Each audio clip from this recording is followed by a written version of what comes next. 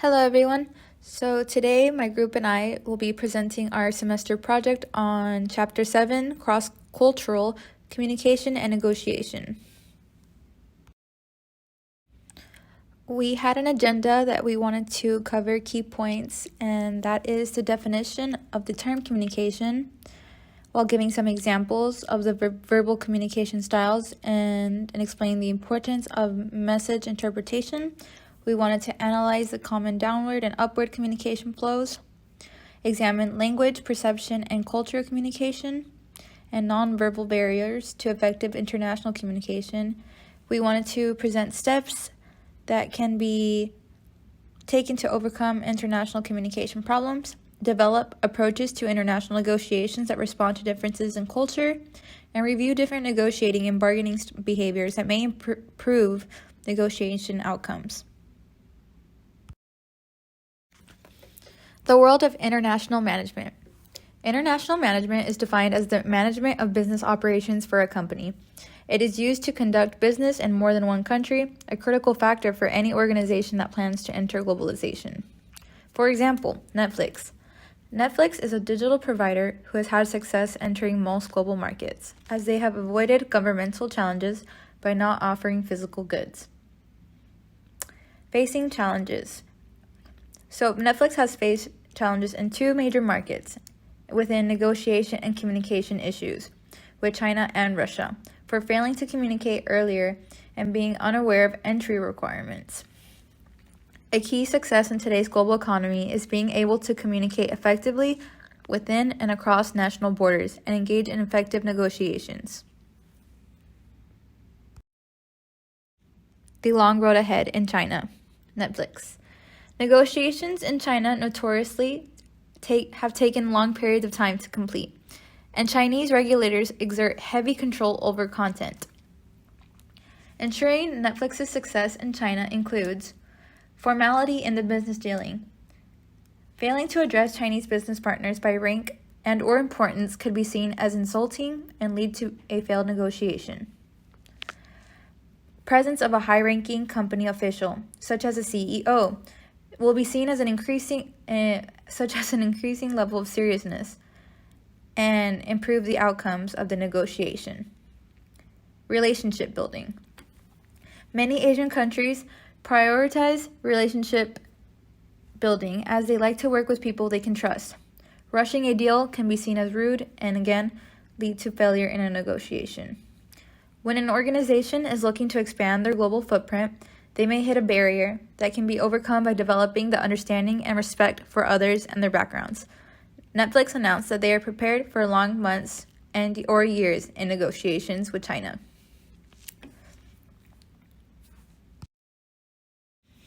Netflix had launched in Russia in 2016, but had misjudged the regulatory and governmental environment. The Russian government funds and controls much of the country's media services. Netflix's lack of communication on discourse of expansion plans resulted in backlash and faced other setbacks such as the Russian government's implementation of broadcasting licenses and new foreign video streaming regulations. Had Netflix understood cultural differences in the government in Russia, it could have been able to avoid setbacks. Overall communication process. Communication is defined as the process of transferring meanings from sender to receiver. Modes of communication are constantly changing. For example, telephone, internet, smartphones have significant influence on how, when, and why people communicate, and they both have advantages and disadvantages. The advantages of them include more opportunities to communicate rapidly with no delays or filters, can incorporate rich content such as photos, videos, and links to other information. Some disadvantages, though, do include devices are rendering our communication, and they are less meaningful and personal.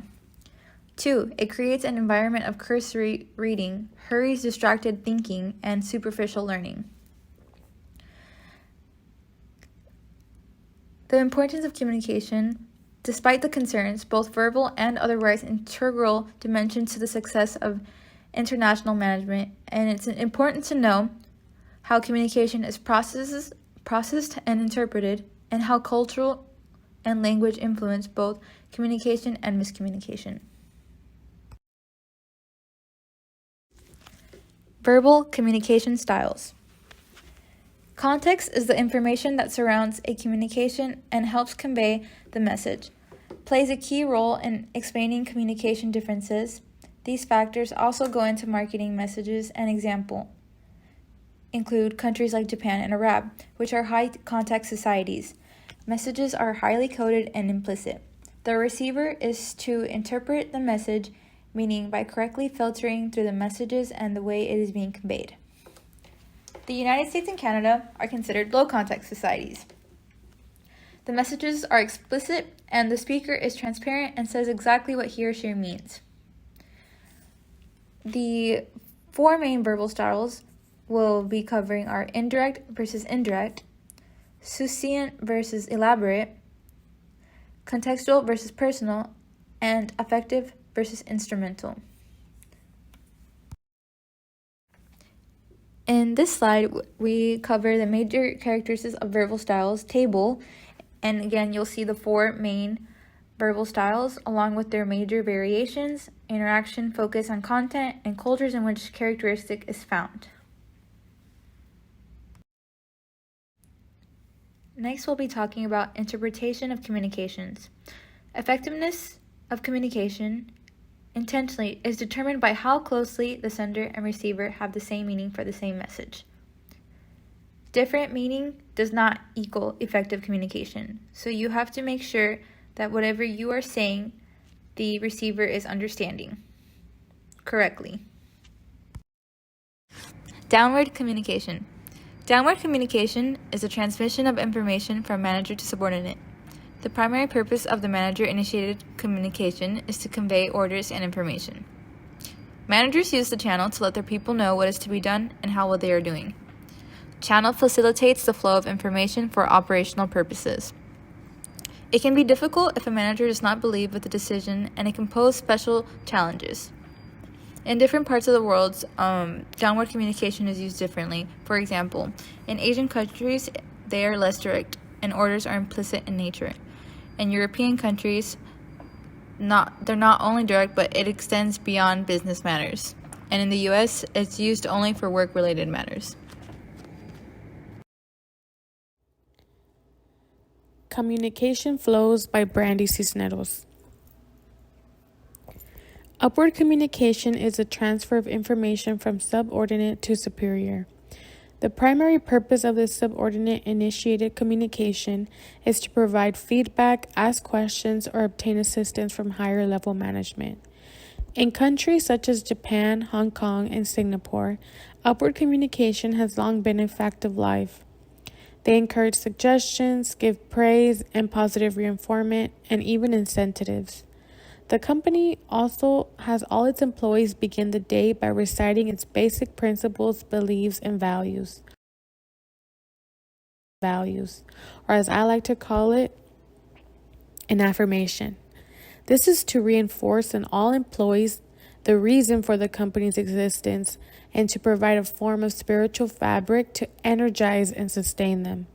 All employees see themselves as important members of a successful team, and they're willing to do whatever is necessary to ensure the success of the group.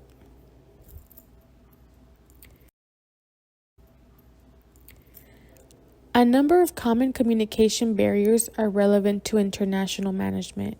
The most important barriers involve language, perception, culture, and nonverbal communication. Many interviewers fail to take into account the applicant's culture. As a result, the interviewers misinterpret behaviors such as quietness or shyness and use them to conclude that the applicant is not sufficiently confident or self-assured when in reality, they are simply non-native speakers.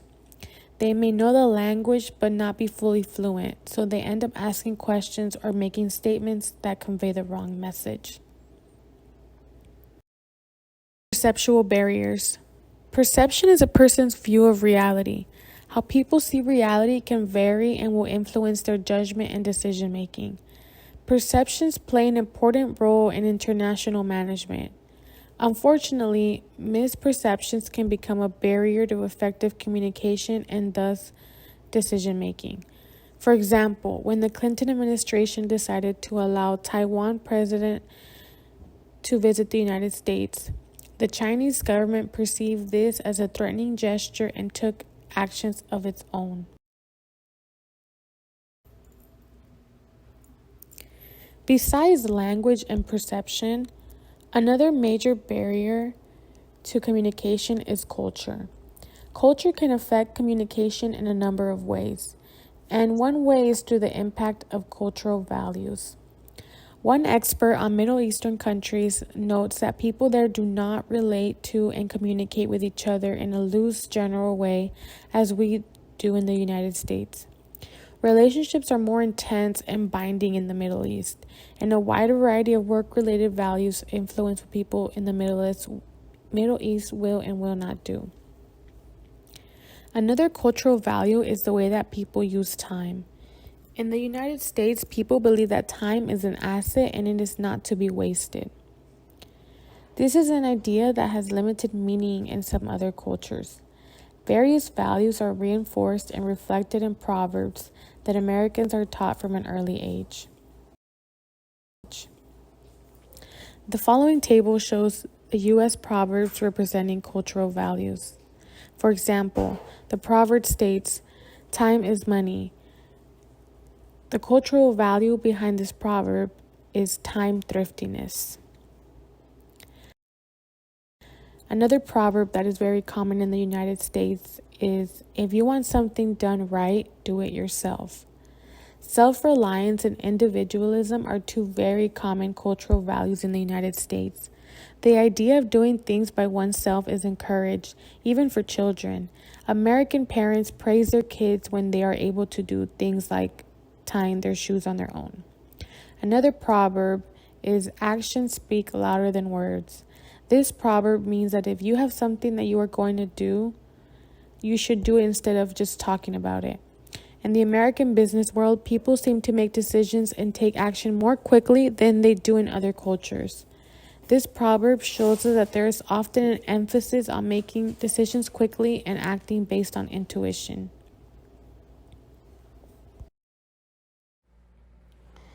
What is nonverbal communication?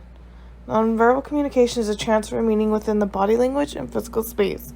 The general categories of nonverbal communication are kinesics, proxemics, chronomics, and chromatics.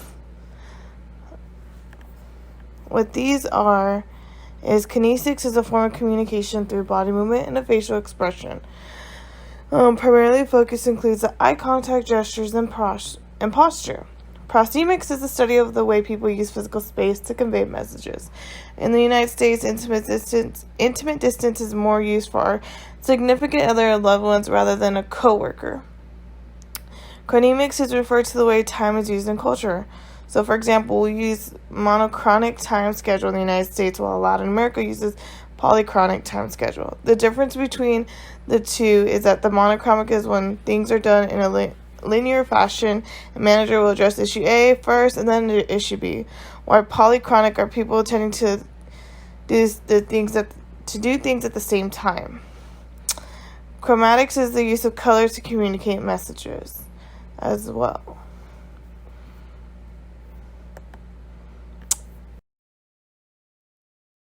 Next, we have improve our feedback system. In what ways can feedback help a company improve? I would say a ton, honestly. We may not know specifically what a company internationally does. You know, when we talk to probably people from Japan, Europe, they might do things a little differently, and we don't want to try to do anything to offend them. Why? Because we want our business to succeed as far as it can go. Could the feedback help us communicate more efficient? Yes, I do believe so. Of course, we want to review what they're saying, you know, what kind of feedback they want to give us.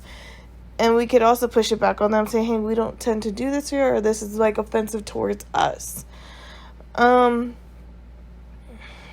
believe, you know, you could not run off of no feedback from, I just say your sister sites, but you know, your counter business partners. You just can't. It's going to help you become better as a business, as a person, and just overall a company. Let's see.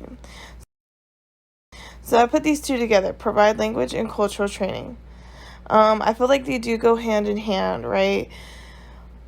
It's important for us to know cultural background, regardless if we're dealing with a customer, a business partner, not just across the world, but even within our own country or within our own team. Japan, they might bow. They're probably going to bow to greet us. However, over here, we shake our hand. So it's just kind of like knowing the cultural background when you go into things. Language. A lot of people don't know English. Maybe not. Maybe a lot of us here in America don't know 2 to 3 languages. All we do know is English. So I do feel like a company should invest in their employees to help them enhance their knowledge on cultural backgrounds. Giving them educational classes on just the basic language. How you can read emails, text messages, communicate with your counterpartner. And if y'all get stuck on not knowing how to express one's word. And it's not just language, sign language. Personally, me, when I was working a manager at Amazon, there was actually quite a few people within my warehouse that only, did sign language. And for me, I was not going to sit there and write a paper all day, right? Because I don't want to be disrespectful towards them and just say, okay, I don't want to waste my time learning. I was like, hey, teach me and help me learn. So again, with, providing the language and cultural training, yes, this is really effective. I do believe so. You put the time and, knowledge into your employees so they know what to do, what not to do in certain situations. Increase flexibility and cooperation. This right here, it's easier said than done. I feel like, again, different time zones, if you're working with people on different sides of the world. Flexibility, some people will be like, hey, I'll stay up later because, I know it's early in the morning for you. And this is where you come together as a team, right? Like, I've seen it firsthand where a team from India where I had to communicate through Amazon, and it was just we're on 2 different time schedules, but I always had a couple people on the team where was like, hey, we'll stay up, wait for you to get in and help you out. And with this, I did feel like it gained a lot of help because they taught me stuff I didn't know and vice versa. As well as, again, cultural background, right? We got to just come together as a team. And it could be a little tricky because, again, everybody has their own HR differently, right? HR comes together and, make sure there's opportunities for everybody. Hello, my name is Derek Walker, and I will be talking to you about managing cross-cultural negotiations.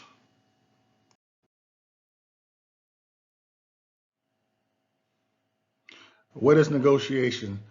It is the process of bargaining with one or more parties to arrive at a solution that is acceptable to all. It is estimated that managers can spend 50% or more of their time on the negotiation process. There are 2 types of negotiations. The first one is distributive negotiations, which occurs when 2 parties with opposing goals compete over a set value. This is considered like a win-lose situation because relationship between parties is based on short-term interactions, and there are selfish individual pursuit of outcomes. What I mean by this is, say for instance, if you're at a street flea market and a street vendor is selling jewelry and there's a buyer that wants to buy it. The seller wants to sell it at the highest price it can, but the buyer wants to get it at the lowest price they can. They're probably going to come to an agreement that neither one of them is going to really agree on because both of them is going to feel like they lost something because they did not get exactly what they wanted. The second type of negotiation is the integrative negotiations. This is a win-win scenario because the relationship tends to be more long-term, and the pursuit of outcomes is based on whichever is going to satisfy both parties. And what I mean by this is, say for instance, like the owners for the NBA and the Players Association, they're trying to negotiate a new collective bargaining agreement for a new TV contract and so forth. So they're going to try to get the best deal for each side or whatever, but they're going to basically end up coming to an agreement because whatever they're going to come up with is theoretically going to satisfy everybody in the long run, even if they didn't get everything that they wanted, but they're going to at least try to satisfy each other so they can continue to work together.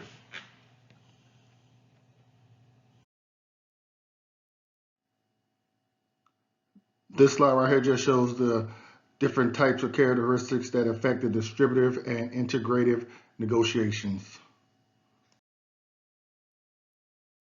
Negotiation process. There are 5 steps used to manage the negotiation process. They are planning, interpersonal relationship building, exchanging task-related information, persuasion, and agreement. With planning, negotiators start identifying the objectives they would like to attain. Consideration is given to areas of common ground between the parties. They set limits on single point objectives, and they divide issues into short and long-term considerations and then decide how to handle each. With interpersonal relationship building, this involves getting to know the people on the other side. Negotiators from the United States want to get down to business immediately and often pay little attention to this phase as opposed to their counterparts from other countries. Number 3, exchanging task-related information. Each side will set forth its position on the critical issues that often will change later in the negotiation process. Participants are trying to find out what the other party wants to attain and what it is willing to give up. Persuasion, which is considered by many to be the most important step in the negotiation process. I said, without getting on board, then they are willing to, each side recognizes that they are unlikely to reach a final agreement without giving some concessions to the other side. The success of this step often depends on how well the parties understand each other's position, the ability of each to identify areas of similarity and difference, and the ability to create new options. The willingness to work toward a solution that allows all parties to walk away feeling that they have achieved their objectives. And finally, agreement. This is negotiations is the granting of concessions and hammering out a final agreement. Sometimes this phase is carried out piecemeal and concessions and agreements are made on issues one at a time. As each issue is resolved, it is removed from the bargaining table and interest is focused on the next. This is the way negotiators from the United States like to operate. Negotiators from Asia and Russia tend to negotiate a final agreement on everything, and few concessions are given until the end. Cultural differences affecting negotiations. In international negotiations, participants tend to orient their approach and interests around their home culture and their group's needs and aspirations. So it is important for negotiators to have a sound understanding of the other party's sides, culture, and position to better emphasize and understand what they are about. These are some useful steps recommended by one negotiation expert that will help in the process of understanding the other side's positions. So do not identify the counterpart's home culture too quickly because they may be part of more than one culture. Be aware of the Western bias toward doing. Try to counteract the tendency to formulate simple, consistent, stable images. Do not assume that all aspects of the culture are equally significant. Recognize that norms for interactions involving outsiders may differ from those for interactions between compatriots. Do not overestimate your familiarity with your counterpart's culture. U.S. negotiators have a style that often differs from that of negotiators in many other countries. For instance, they believe it is important to be factual and objective. They often make early concessions to show the other party that they are flexible and reasonable. Typically, they have the authority to bind their party to an agreement, so if the right deal is struck, the matter can be resolved quickly. Deadlines are very important to them. The mindset is that they have come to conduct and complete a business transaction as quickly as possible. In comparison, negotiators from Arab nations with a logical approach tend to use an emotional appeal in their negotiation style. They analyze things subjectively and treat deadlines as only general guidelines for wrapping up negotiations. They tend to open negotiations with an extreme initial position. They believe strongly in making concessions, do so throughout the bargaining process, and almost always reciprocate an opponent's concessions. They also seek to build long-term relationships with their bargaining partners. U.S. negotiators typically find it easier to negotiate with Arab nations than with representatives from many other regions of the country. There are several tactics used in international negotiating. They are location, time limits, and buyer-seller relations. And with location, where should negotiations take place? If it's important to both sides, they will usually probably tend to pick a neutral site because they don't want to feel like the other side got the upper hand if they decided to go to either side's respective home country. With time limits are important to negotiate taxes when one party is under a time constraint. The book suggests that, say for instance, if Americans end up going to Britain to conduct a deal with them and it's around Christmas time, the British know that the Americans want to get back to the stateside before the holidays hit, and they might end up trying to stall the negotiation process because maybe they help them out, get a better deal, get the Americans agreed to their terms. It may or may not work. We don't know for sure. Lastly, buyer-seller relations. How should buyers and sellers act? Americans believe in being objective and trade in favors. When negotiations are over, they tend to walk away with what they have received from the other party, and they expect the other party to do the same. This is not the way many negotiators in many other countries think, however. The Japanese, for example, believe that buyers should get most of what they want. And then on the other hand, they also believe that the seller should be taken care of through reciprocal favors. Negotiating for mutual benefit. There are 5 general principles that will help you avoid not getting a deal done. They are separating the people from the problem, focusing on interests over positions, generating options, using objective criteria, and standing your ground. With separating people from the problem, many times managers spend so much time on a negotiation deal, sometimes they feel and get involved, they become personally involved, and they take things literally and so forth. So it is important to distinguish the problem from the individual. You need to separate yourself. And so we're dealing with people. One barrier to complete understanding is the negotiating parties' perspectives. Negotiators should try to put themselves in the other's shoes. You should avoid blaming and keep the atmosphere positive by attempting to alter positions to better translate their objectives. With focusing on interests over positions, gives one insight into the motivation behind why a particular position was chosen, and you should be sure to consider the other side but maintain focus on your own concerns. With generating options, many managers feel pressure to come to an agreement quickly for many reasons, especially if they hail from a country that puts value over time. If negotiations are with a group that does not consider time constraints, there may be temptation to have only a few choices to narrow the focus and expedite decisions. Using objective criteria, in many cases where there are no common interests, avoid tension by looking for objective options. With standing your ground, every discussion will have some imbalance of power, but there is something negotiators can do to defend themselves. So no matter what's going on, how long negotiations drag on, neither side should agree to terms that will leave it worse off than its best alternative to a negotiated agreement, or BATNA. Clearly defining and understanding the BATNA will make it easier to know when it's time to leave a negotiation and empower the other side.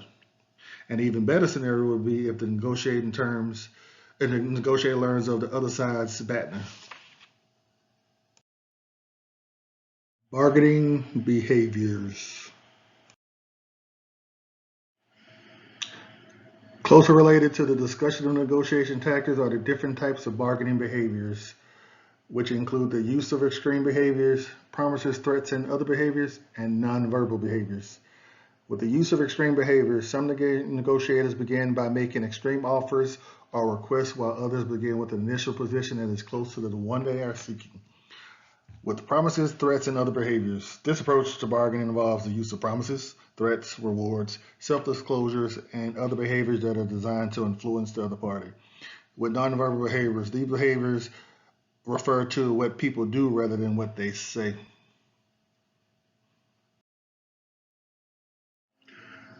This quote from Thomas Busan states that true negotiation takes place when each side respects the other and their point of view and enters into discussion positively. If you're determined that your solution and your particular solution only is the correct one to be imposed on to the other side if necessary, that is not negotiation, it is dictatorship. So, before beginning any negotiations, negotiators should review the negotiating style of the other parties. This review should help to answer certain questions like, what can we expect the other side to say or do? How are they likely to respond to certain offers? When should the most important matters be introduced? And how quickly should concessions be made, and what type of reciprocity should be expected? What I've talked about so far, negotiation is the process of bargaining with one or more parties to arrive at a solution that is acceptable to all. There are two basic types of negotiation: distributive negotiation, which involves the bargain over opposing goals, while integrative negotiating involves cooperation aimed at integrated interests. The negotiation process involves 5 basic steps: planning, interpersonal relationship building, exchanging task-related information, persuasion, and agreement. The way in which the process is carried out often will vary because of cultural differences, as it is important to understand them. There are a wide variety of tactics used in international negotiation. These include location, time, and buyer-seller relations. Negotiating for mutual benefit is enhanced by separating the people from the problem, focus on interests rather than positions, generating a variety of options, insisting that the agreement be based on objective criteria, and standing one's ground. Once again, as in all areas of communication, to negotiate effectively in the international arena, it is necessary to understand how cultural differences between the parties affect the process. So you need to ensure that you understand and establish a culturally responsive approach. Do not assume that your way is the only way or the right way. Say, do not take offense if your negotiation counterpart behaves in a way that you don't understand or it might seem rude.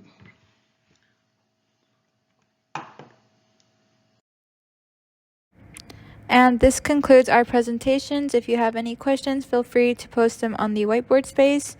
And thank you, and these are our sources.